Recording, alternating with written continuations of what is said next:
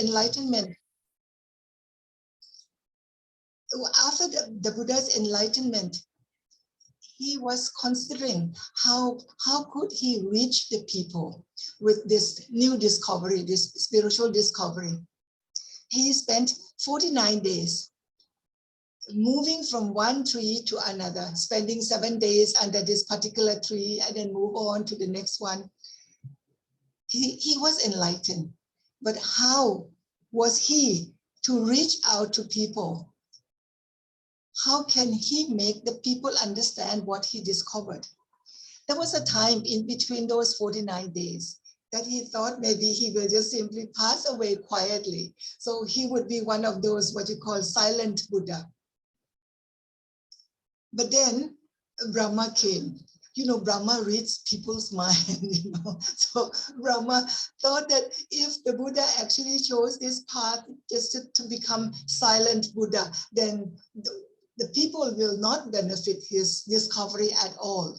So Brahma came, kneeled down to him and asked that it is true that the discovery that he might be preaching to people, it is not everyone will understand and not everyone will appreciate, which is true. But nevertheless, he compared the people to 4 different kinds of lotuses. You know, down in the mud, finally it will be eaten by turtle and by fish. Up, a little bit up in the water, above the water. And yet there are some lotuses which are just ready to open up the petals, only waiting for the warmth of the sunlight, meaning the teaching of the Buddha. So like that, you know, these 4 types of people, maybe only 1/4 may receive benefit from his teaching. Please preach. Brahma invited the Buddha, please preach. And Brahma took upon himself the duty to be Dharma protector. This is how the Thai people, you know, when they pay respect to Brahma, some people said, oh, then you are Hinduism, you respect Brahma. But if you read the history, you will find that Brahma was very supportive. Without Brahma's intervention, we will not have the teaching because the Buddha might consider just becoming silent Buddha. So yes, so that was the connection that I would like to make, that we were connected from then. So when you come to our temple, oh, Rabil, every time when you came, I met you in another building. Next time you have to come to the Uposatha. In Uposatha, as soon as you enter the first floor, the ground floor, you will see Brahma. Brahma is seated there welcoming you. Then people would ask, you know, oh, Venerable, how come you have this Hindu god downstairs? I said, no, you have to understand this part. And when they invite me to preach, they always invite with Brahma Jaloka Tippati Sahampati. You know, they always invite with this story, that just like how Brahma invited the Buddha to preach, I now invite you to give Dharma talk. So that is how the Thai people do now, you know. So it is connected, it is related in such a beautiful way. So when you entered Uposatha, you will see this Brahma and pay respect to him, because we have to be grateful for his intervention. Otherwise, the Buddha might not be preaching to us. Yes, and when the Buddha took 49 days to consider which direction he would go with his new discovery. The new discovery is something that he often said that it is already there. The truth is always there, but it is like a cup, you know, this covered, you know, and you just simply open the cup, turn the cup up, and then you will see the truth. It has always been there all the time. What he is doing is simply just moving the cup, you know, opening the cup which has been covered, very simply. But it was so simple that the very first how to say, disciple who was enlightened, it was so simple that they overlook it. You know. So on the very first time when the Buddha actually preached, this one who had been following him for a long time, he was enlightened. And when he was enlightened, the Buddha exclaimed, Anyasi Kontanya. Kontanya has seen now. Kontanya was the first one to actually discover the truth, the truth as the Buddha unveiled, uncovered, discovered and then uncovered for them. So in Theravada Buddhism, we focus very much on the truth, as the Buddha explained. We do not have much of the ritualistic part, and the first council. At the first council, the first council happened when the Buddha just passed away, only 3 months. And the Buddha, the monks gathered, and they recited together, recited what they remembered of the Buddha's teaching. When they agree, all of them agree upon, then they recited. That's why it is called Sankayana. Sankayana means reciting together. So at the first council, it was agreed. I take you back a little bit. Just before the Buddha passed away, he told Ananda that in the future, he was so far-sighted, so far-sighted. He said in the future, some of the Vinaya, some of the monastic rules might become cumbersome, and it will be difficult for you to follow. In that case, Sangha come together, the monks come together, you decide, and you can lift those minor rules. This was the Buddha's allowance at the very last minute before he passed away. But however, 3 months after, when they called for this Sankayana, when they called for the first council, what they have recited together, all these 500 monks recited together, and then they agreed upon that we will keep the teaching like this. We will not add anything new. We will not change anything. There is nothing new added, and that we will not remove what they have already recited, what they have agreed upon together. So this is just, it is not the spirit of what the Buddha just said, no? The Buddha said that in the future, minor rules, if you agree, you can lift up. But immediately after that, at the first council, this is what the senior monks agreed upon. And this has become the attitude of the Theravada. You understand now? So the Theravada tend to be, they would call us the orthodox, and because of this, sometimes if we follow the rules according to the words, sometimes it becomes difficult. It is not practicable at all. I remember, when I was ordained, I traveled I was invited to New York, and some Thai people came to receive me, and they were very annoyed that I travel alone. According to the monastic rules, I should not be traveling alone. So I simply asked them, I don't want to travel alone, but who is going to pay for my second ticket?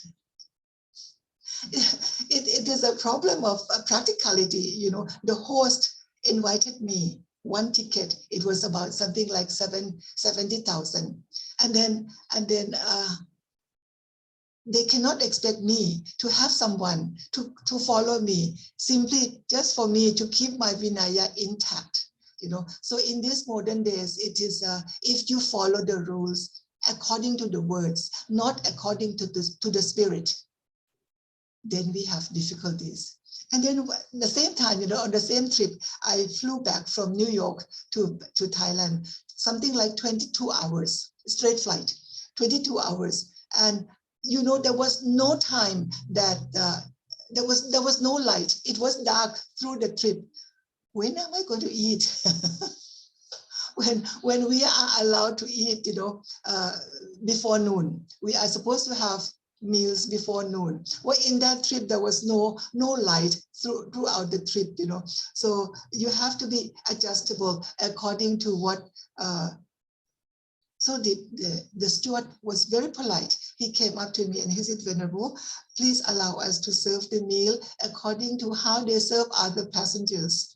You know, so this is how I have to be adjusted to, otherwise I will suffer, how to say, going without meals, you know, for the whole trip of 22 hours. So this is the attitude in Theravada Buddhism, that if you want to be very strict to the words, not to the spirit, then we have difficulty. So to be Theravada is to preserve the teaching according to the words and the spirit,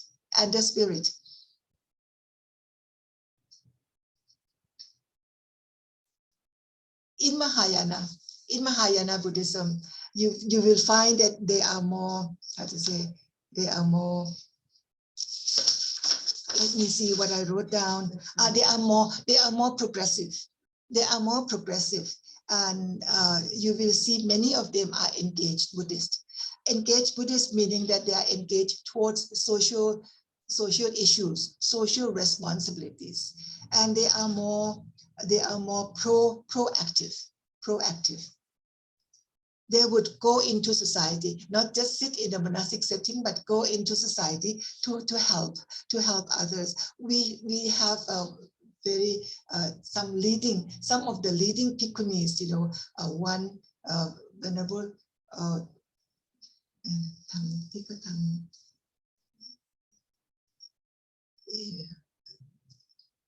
I'm just trying to call the name, the Shuji Foundation. Shuji Foundation, you know, one Bhikkhuni only, but you know what happened? They have something like 6 million volunteers.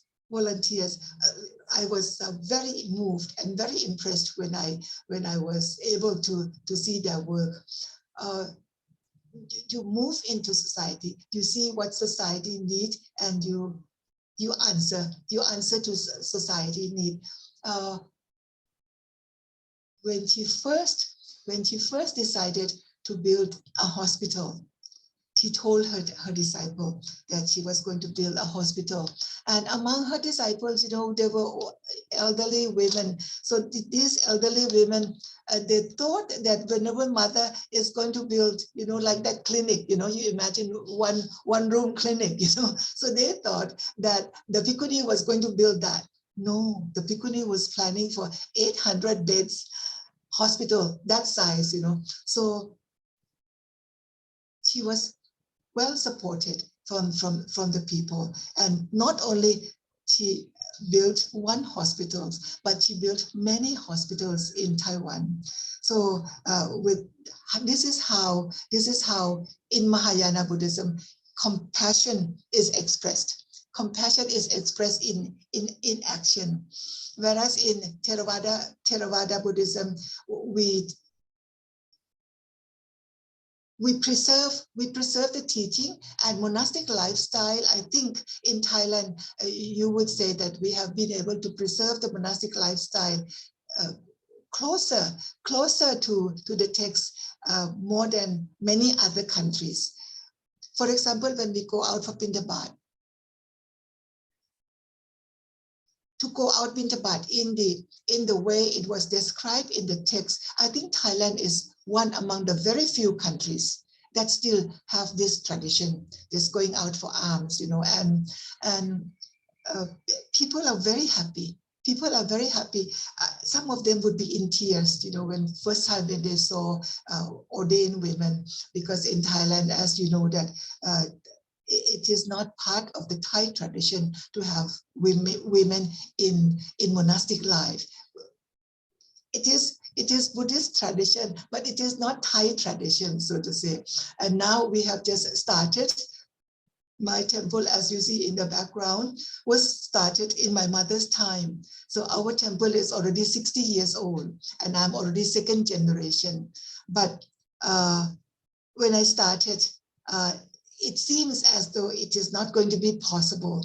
But after 20 years now, there are at least 285 ordained women, Bhikkhunis like myself, in something like 30 provinces spread all over Thailand. So within Theravada framework, in spite of the fact that we are not yet recognized officially, but nevertheless we step forward. We do our responsibility, and we also are socially concerned. Next time when Prabir come, I will show you how we do the eco temple. We try to set an example as eco temple, that we care for ecology, we care for nature, and how we start this recycle ideas so that people can be involved. Now we actually have the downstairs of one building.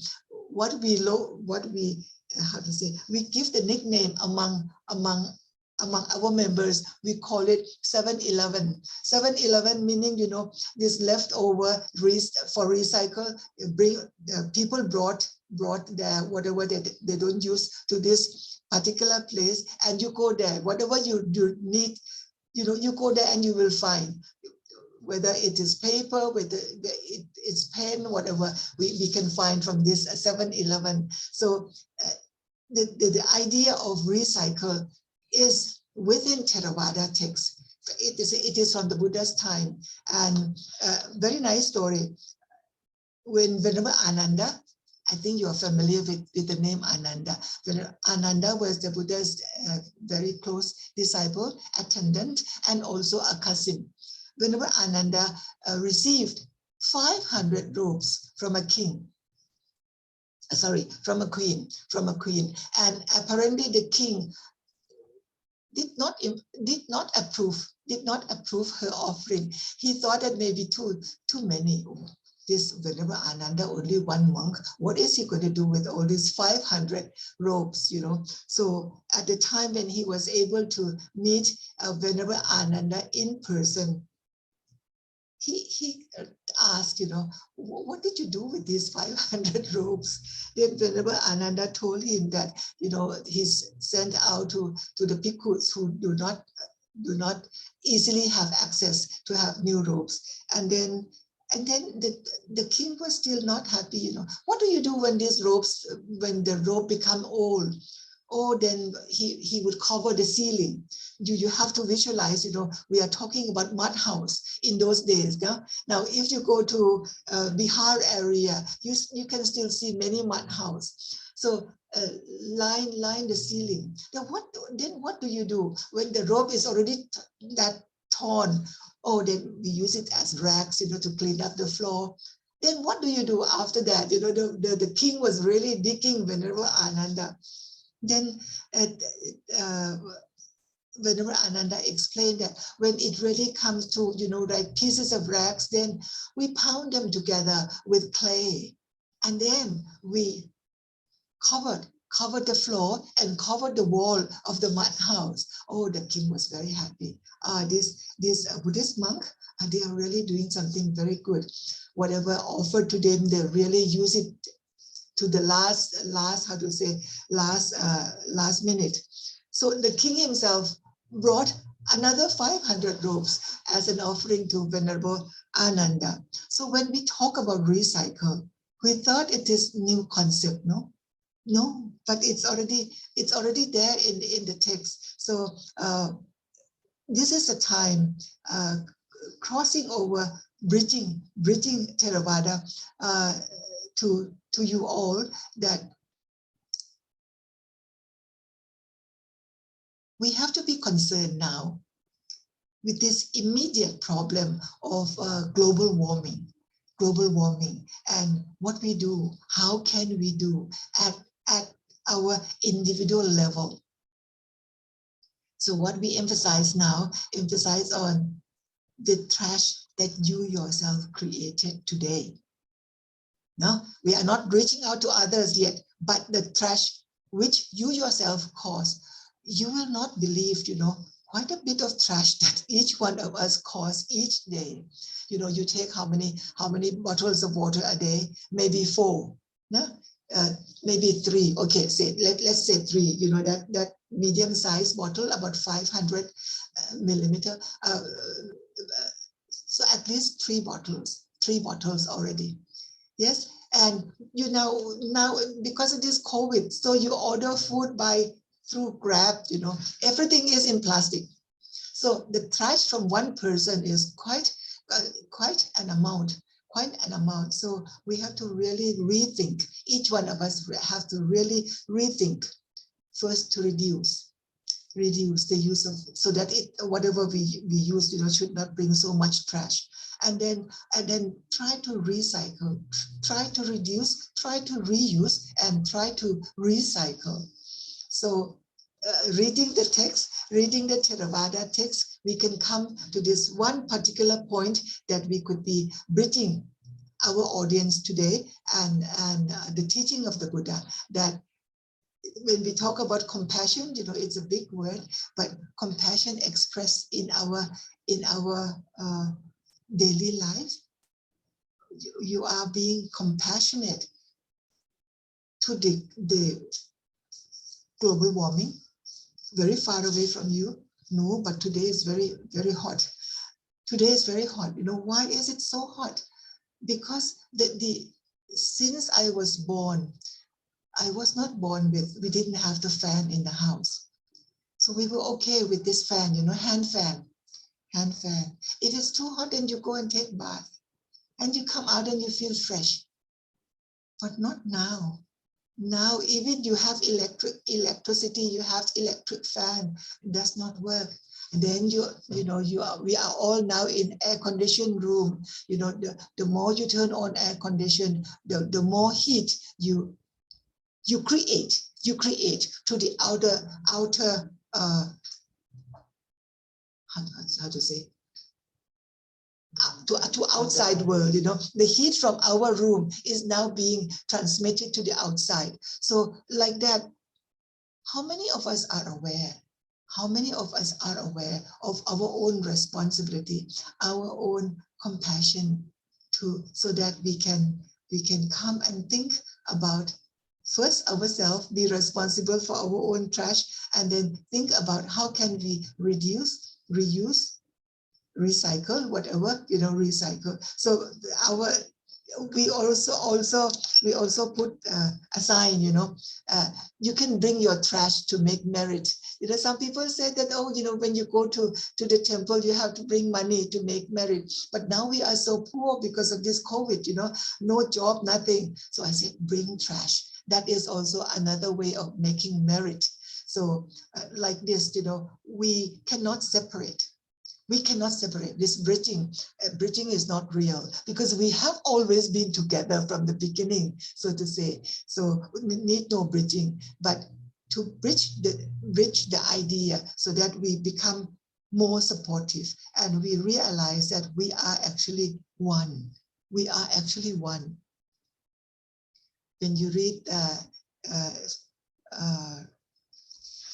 the book that Prabir gave me by this Sri Ramakrishna, you will find this experience of being with one at both levels, you know, being with one at the spiritual level and being with one at this ordinary level, that we actually live on this earth together.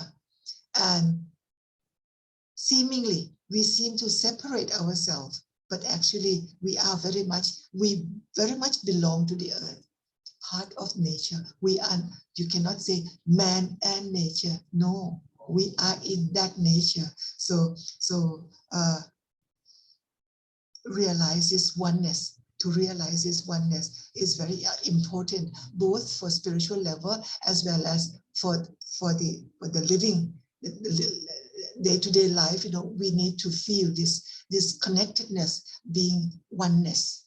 I think it's very important, very important. Now, evening is a time when I do not flow very well with my brain and my thinking. Please help me with your questions and with your guidance, Prabhu and Sajid Kumar ji. You can add in and, you know, guide me with the flow of our conversation.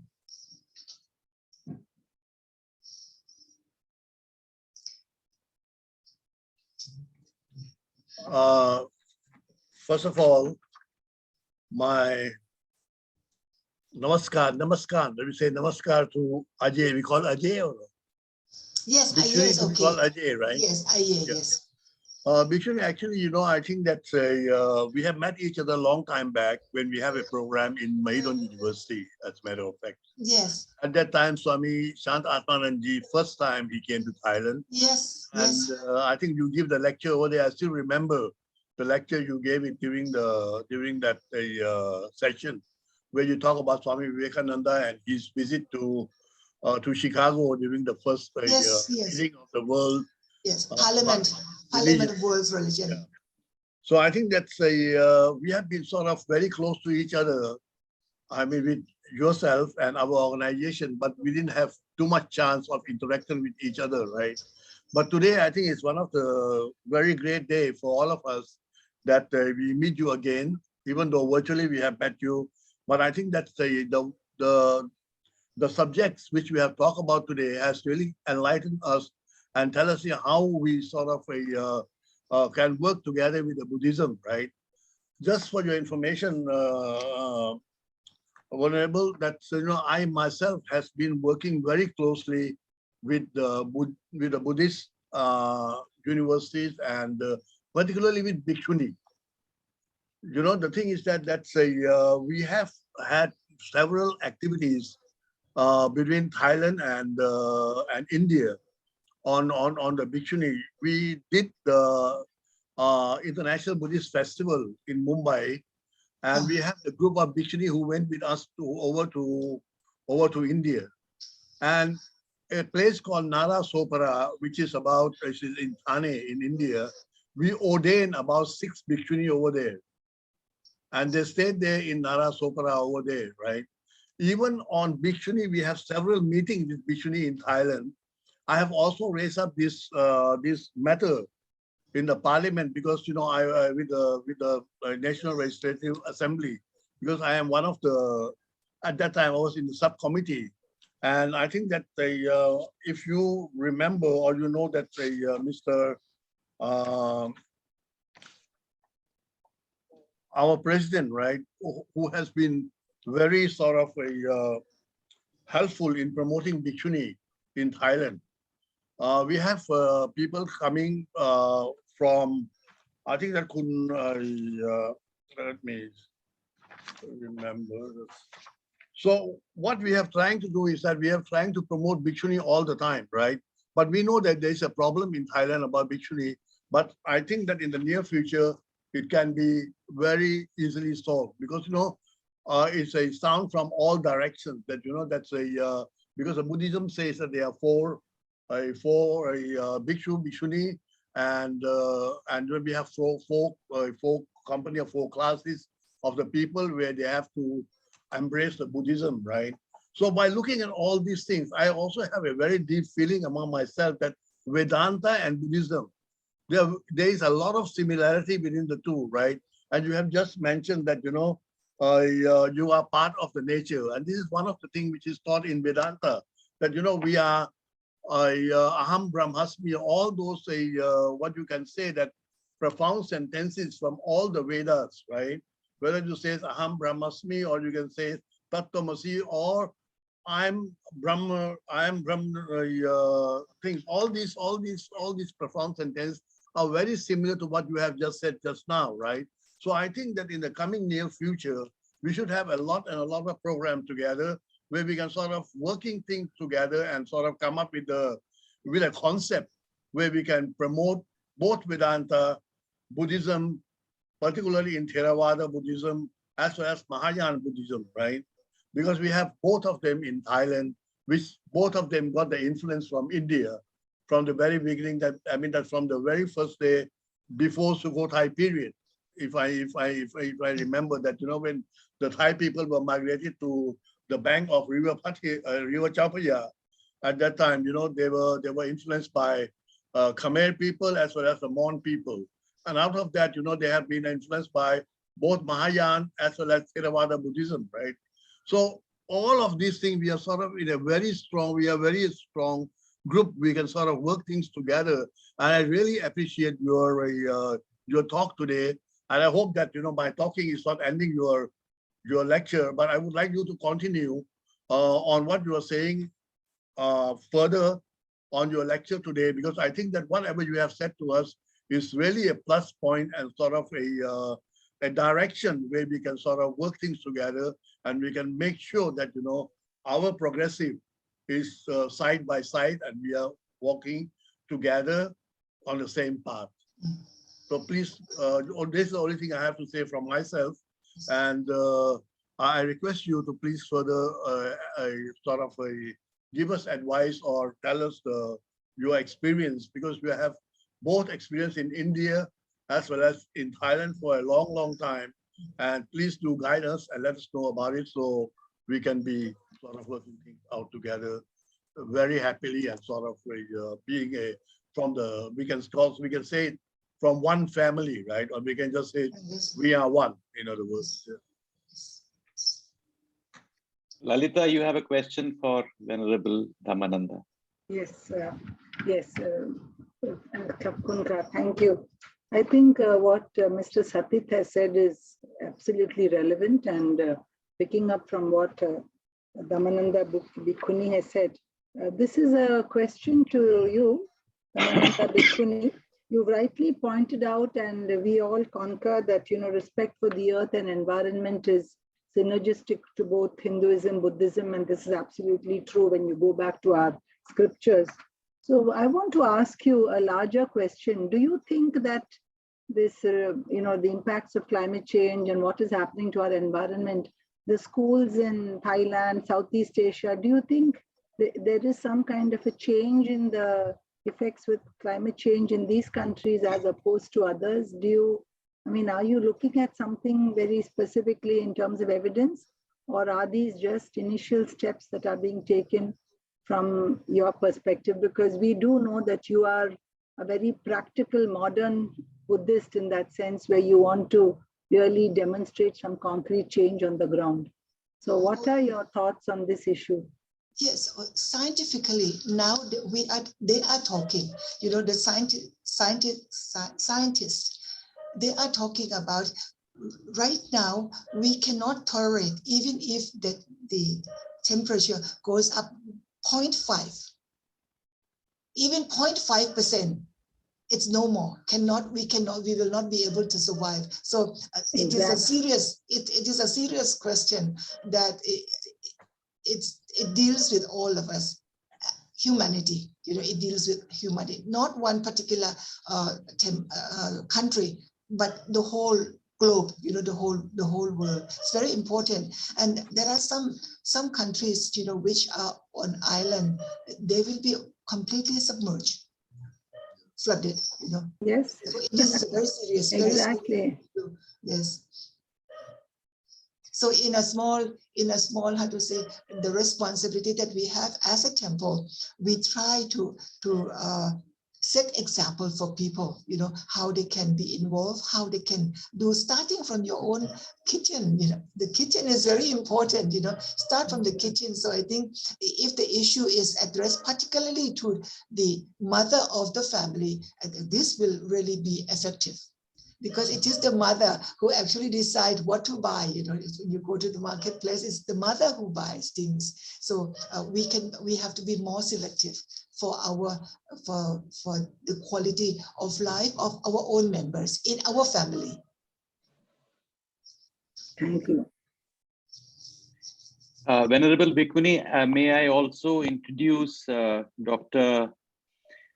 Suvit Vibulsresht, who is the author, translator of our book. Yes. And it is our pleasure to have him joining this evening with you. And would you like to say, Achan, a few words? I was very impressed with his work. I was thinking that, well, this person who actually translated the whole book must really have sattha, that faith, must have faith in what he was working for the translation. So I truly appreciate his work. Thank you. Where is Achan Achan, are you there? Yes, thank you very much. Yes. Can we have a Namaskar. Namaskar, Bhikkhuni, Dhammananda, and good evening to everybody. It is a great pleasure for me, really an honor to be able to participate in this very important lecture by Bhikkhuni. I was born Theravada, and I studied in the Buddhist school, which is Tepsirin, okay? And but by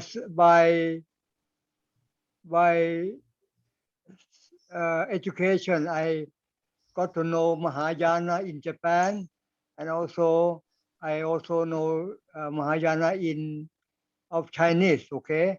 And later on, I was introduced to Indian, to the different aspects of Hinduism, especially this book, Sri Ramakrishna, as we saw him, is really an eye-opening about the gist of Hinduism, which is actually predominant before Buddha became Buddha.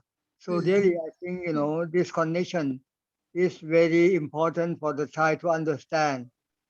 So I hope that, the Thai people will read the book to be able to understand and to make this world, Thailand, India more close and very peaceful one. Thank you very much.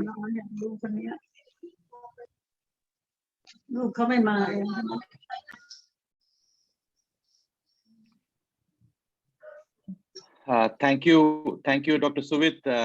Mandira, you would like to have a question or? Yes. Sawadika. My question is that we are making connections to the modern times and the modern world, but the spiritual life of humanity, the spirituality that we all have, or we should have, how can we bring this into the modern society? Do the Thai people appreciate having a spiritual life and understanding the core philosophy of being a spiritual person? They can be rich, they can be surrounded by modern amenities, but do they appreciate the philosophy of any system, Hinduism or Buddhism, and how is it being taught in the society? Mandira, you ask very difficult question. Very difficult question. Difficult in the sense that difficult for me to speak openly, to speak openly. Yes, I really see the difficulty that it is hidden in the question itself, that how are we to make the value of the teaching of the Buddha meaningful to our young ones, So sometimes in my Dharma talk, I do not give Dharma talk the way that the traditional monks would teach, because I realize that we have lost them. And the distance between us and the younger generation is very far. So we ourselves, we monastics, need to approach them in a different way, in a modern way. When they come, young children, when the children come to our temple, I have to go at their level. To understand their mentality in order to be able to provide them a little bit, So now when they come to the temple, they feel comfortable. Number one, when they come to the temple, they have to feel comfortable. You know, not the parents always push them, oh, bow to her, bow to her. No need to bow, you know, because bowing, when you're being forced to bow, you really create difficult atmosphere for the younger generation. So the tradition, Thai tradition particularly, you know, always you are on the ground, you kneel on the ground, you bow properly, then you are good Buddhist. No, but to be good Buddhist is to really try to understand the teaching of the Buddha. You know, you don't have to be in that particular form only. Sometimes we emphasize too much on the form, you know, and we lose the essence. We lose the essence. So it is true that we do have problems. We meaning monastics, we meaning the Buddhist teachers. We are losing our audience, and it is we ourselves who have to improve, have to really see the change that we ourselves need to go through this modern lifestyle, how we can make the teaching, which is so important, so unique, you know, and if it is if they have taken into their life, they will not suffer much. You see, in this, particularly, I have to say, particularly Dara, how to say Dara, celebrities, you know, you see many cases they committed suicide, you know, because they go to the extreme of materialism when they have everything and yet there is no happiness. To be happy is very simple. To be happy is very simple, is to be content with what you have. This maybe you have only this small meal of very few dishes, but you have good friends, you are among parents, among your siblings. And that is happiness. You don't have to take them out to restaurant all the time, you know, spending 10,000s of baht, you know, just for one meal. Think of those who do not have money to pay even for one meal. And then you can reduce from ourselves, you know, reduce in order to add to others. So, so this is also a big connection we have, that doesn't matter what we call it, Hinduism or Buddhism or Christianity, we all have that same core understanding of a spiritual philosophy. And I think we are all facing this, and thank you for telling us how to deal with them, you know, coming down to their level. We are still trying. We are still trying, you know, to reach a younger generation. Thank you. In United States, I think I have been in touch with a group. They try to. It's a newly found. It is called Alliance of Dharma something. No? Dharma Alliance, you know, they said that there's not enough voices of Hinduism, voices of Buddhism in the West, and they are trying to come together as alliance, Dharma Alliance. So in the religion where you have Dharma as a core teaching, come together and they try to voice themselves louder, so to say, louder. They are at the very beginning of formation, but they asked me if I could join. I said, if I can be of any use to them, I will be happy. Okay.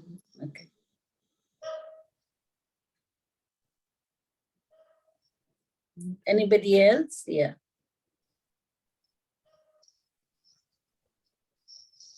Any questions? Any further questions coming from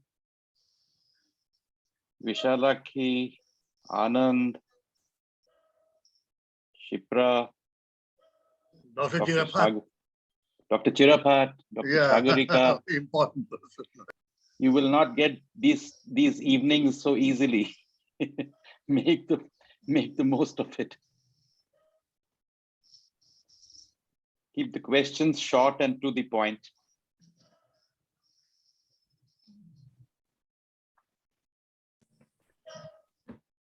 Ajahn Chirapat.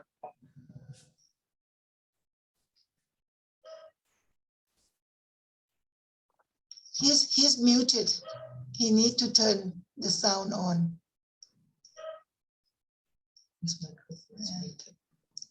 Yeah, he is muted. He's muted. He's looking for the button. Ajahn, it will be just on the left-hand side of your picture. of your screen, of your video screen. Yeah, the red microphone icon.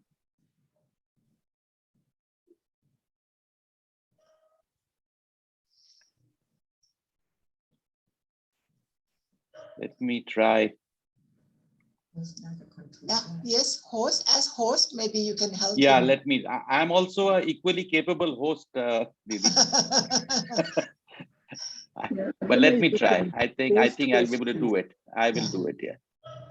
Now that you have inspired me, I'll do it. Hey, can you hear me now? Now, Yes, yes, yes, yes. yes, we can. Yes, I'm very not good. to ask a question, but I have spent my almost all whole of my life studying Pali and Sanskrit together. So I found that the teaching in the Hinduism, in the Upanishad, and Buddhism, the final goal is the same, even though the literally it may be different, but the goal of the teaching is the same. That means we want to meet the ultimate happiness, both in Hinduism, but maybe in different paths. In Buddhism, we try to follow the eightfold paths so that you can destroy your defilement, and then you can become a ultimate bliss. The same thing in Hinduism, in Upanishad. So I didn't find any difference. As far as the goal is concerned, the goal of the teaching is concerned in different ages, from beginning from the Veda period. But the development of the thought or the philosophy change. But at the end, it comes to the same goal. I mean, the ultimate truth. If we can find the ultimate truth, there is no difference between Hinduism and Buddhism. Especially the Vedantic philosophy and Buddhism is very similar, especially the teaching of Shankaracharya. So I have this much only to comment on what we should do, that we should make the people to integrate the teaching of both Hinduism, of the Upanishad and the teaching of the Buddha together, so that people have a better understanding of each other, so that we can live in peace.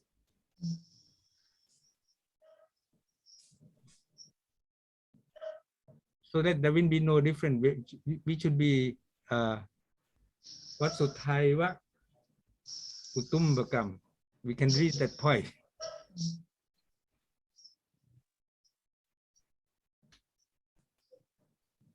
Without studying each other, we cannot understand each other.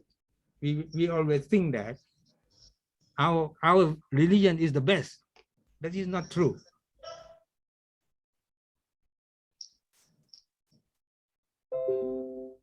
Just to comment on Ajahn Achirapat, you know, there is a story about this climbing the mountain. We say that we are climbing the mountain. Because once when we get to the height, to the peak of the mountain, we will meet each other and there is no word to say. Yes. But then still people say that, but we are climbing different mountain. You know, my mountain is higher. You know? that kind of attitude. But I really believe that if keep on climbing, the problem with us, each practitioner in our religion is that we are not climbing our mountain. And yet we start criticizing about others who are climbing their mountain. You know, so but if you start climbing the mountain, if each one of us really start climbing the mountain, you will realize that when we come to the peak, there is no word. If we climb to the same word.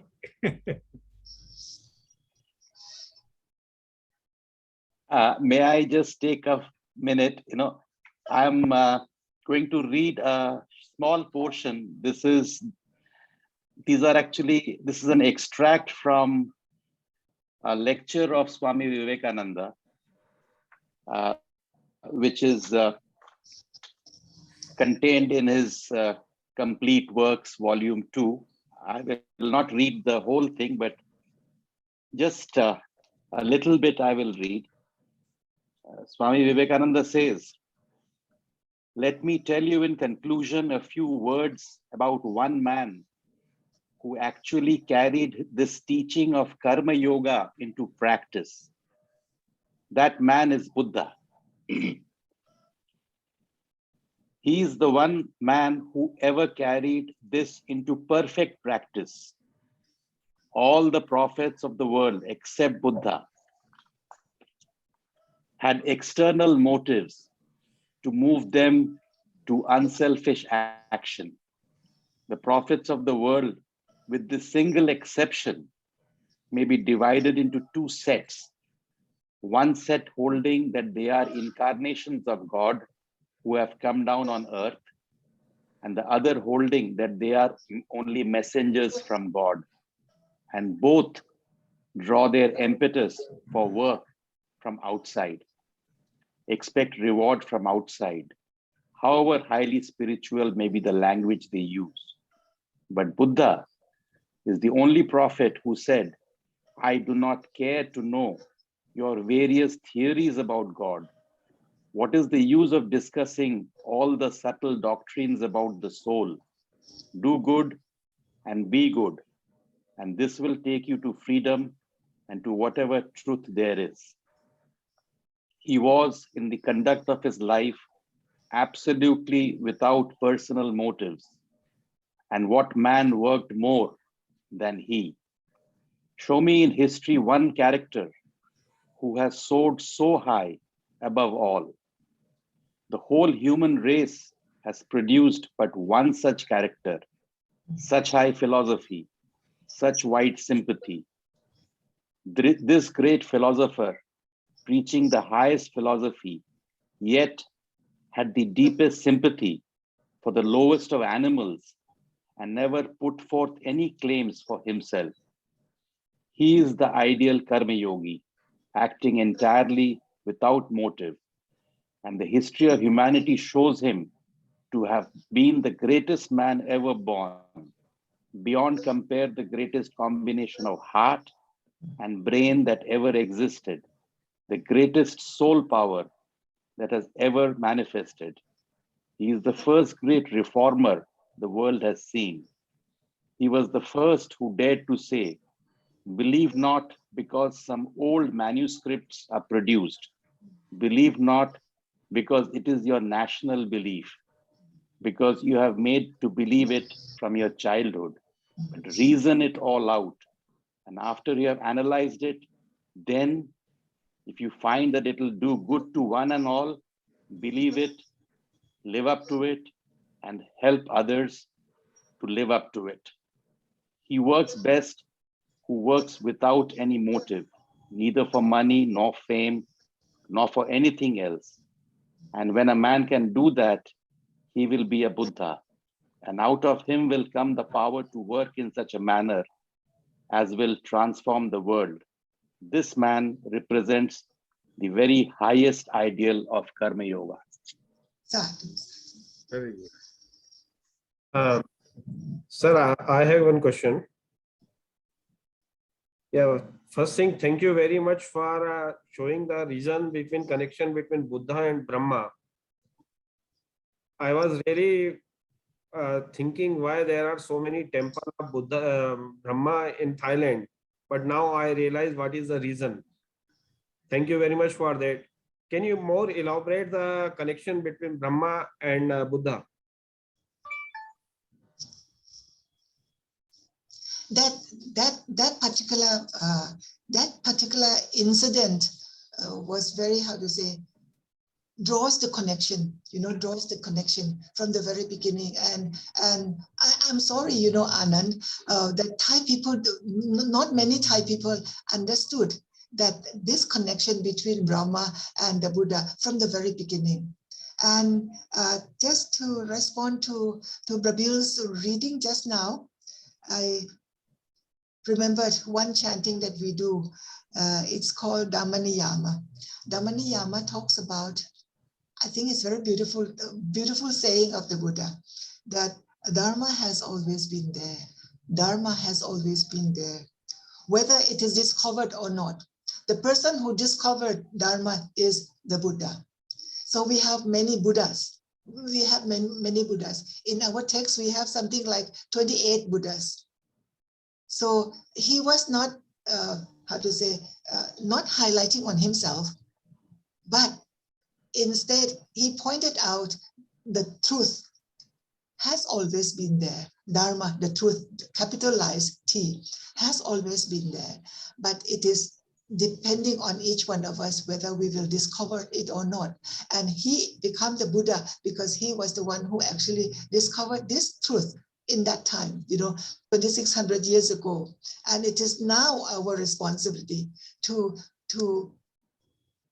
put into practice the teaching so that we also become Buddha. In Thai language, the Thai people would call Anubuddha.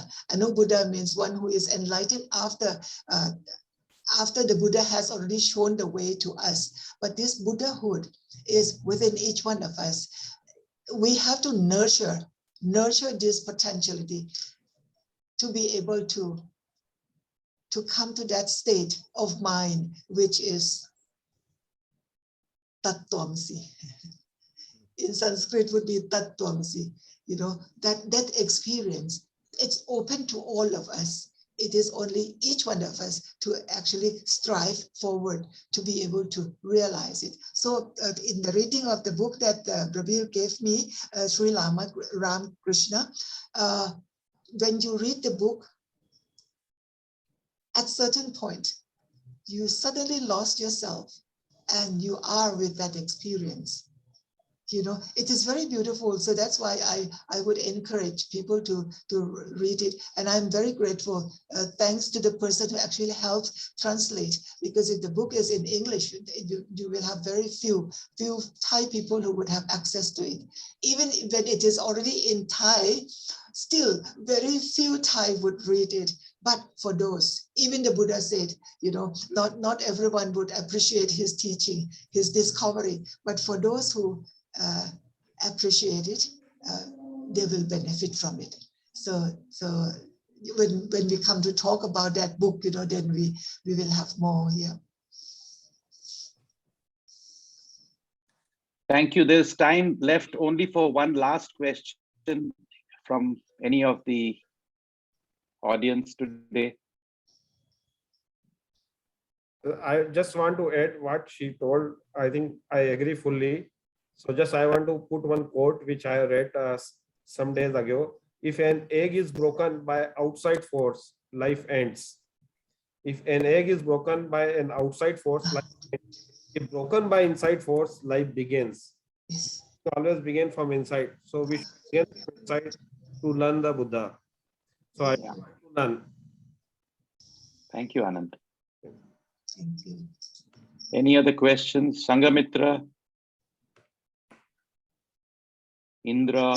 Prabir, you just introduced in the beginning that someone can sing. Maybe you ask her to sing for us. Okay, that's wonderful. Bengali? Shipra can. Shipra or Rama? Rama, you can have a song.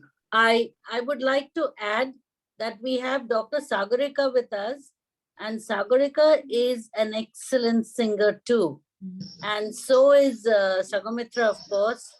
So we have about 4 or 5 singers. Oh, Anyone good. who would like to share can raise their hand, please. Wonderful. Let us hear Sagarika. I have never heard Sagarika. I have heard Shipra, I have heard Brahma. Yeah. Sagarika needs to be unmuted. My selfish motive. Thank you so much. Actually, my voice is a little bit down today, but yeah, I'll definitely try to sing something. Yeah.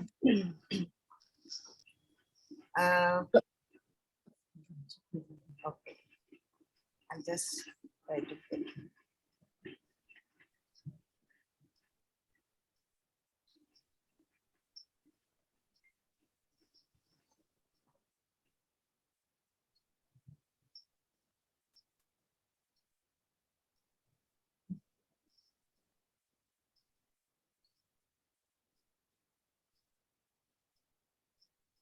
can be one of the songs written by Rabindranath Tagore.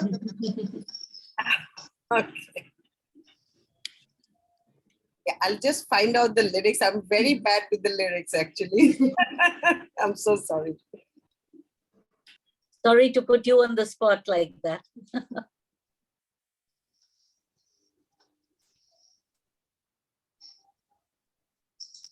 Suppose if I start the first sentence and maybe, can you continue, Shipra?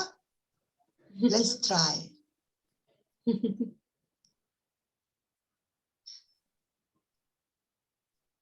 Any one of you familiar with Rabindranath Tagore's song? Yes, yes, all these ladies are. Oh, yes. So why don't you sing together? I will start for you.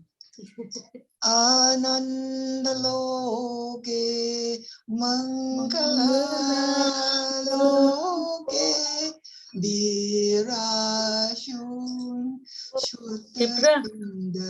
Now you can continue. It's very beautiful meaning. Anandoloke mangolaloke viraju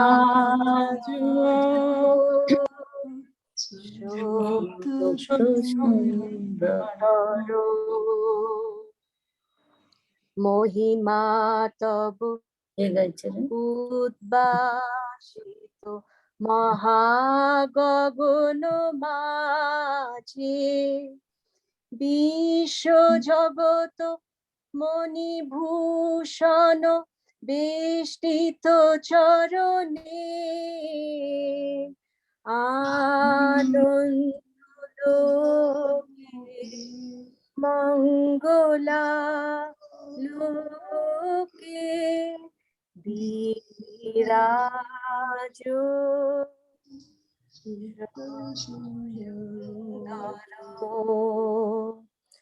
গ্রহ তারক চন্দ্র তোপন ব্যাকুল দ্রুত বেগে করিছে পান করিছে স্নান অক্ষয় কিরণে আনন্দ লোকে মঙ্গলালোকে বিরাজ সত্য সুন্দর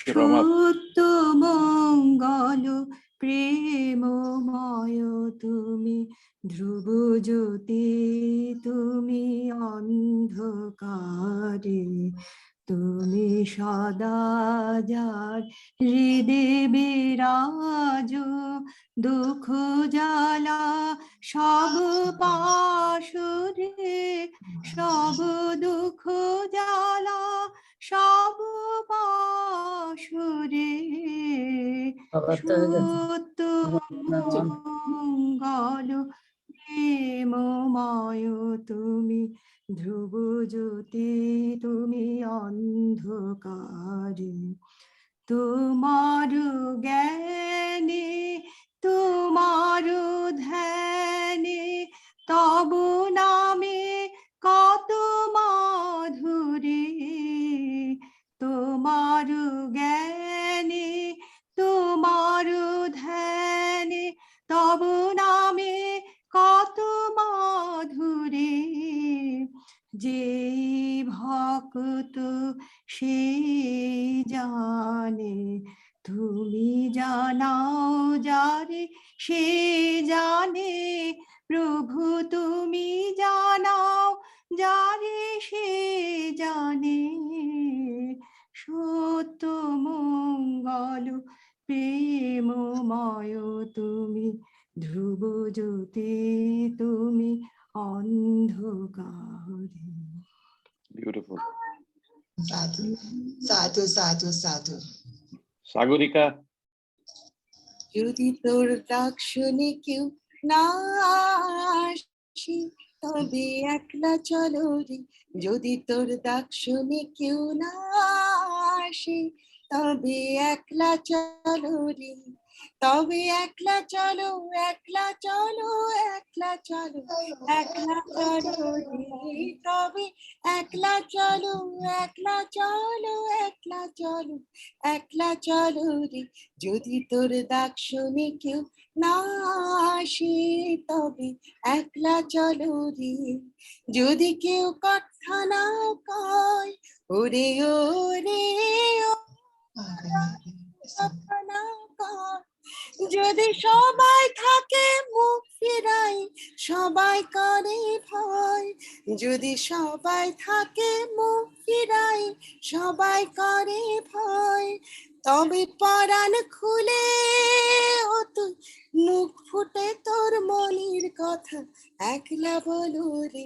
যদি তোর ডাক শুনে কেউ না আসে, তবে একলা চলো রে। যদি তোর ডাক শুনে কেউ না আসে, তবে একলা চলো রে। Fantastic. Great.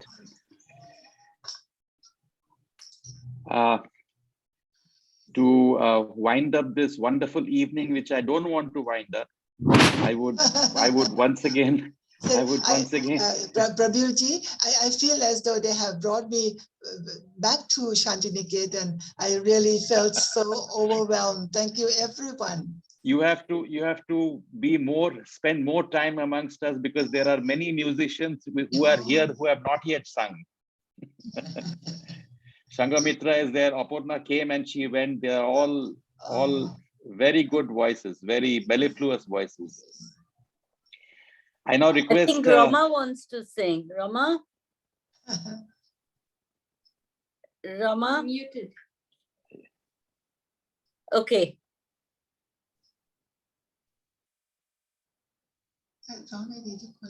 Rama, would you like to sing? Yeah. Unmuted. No, we can't hear you.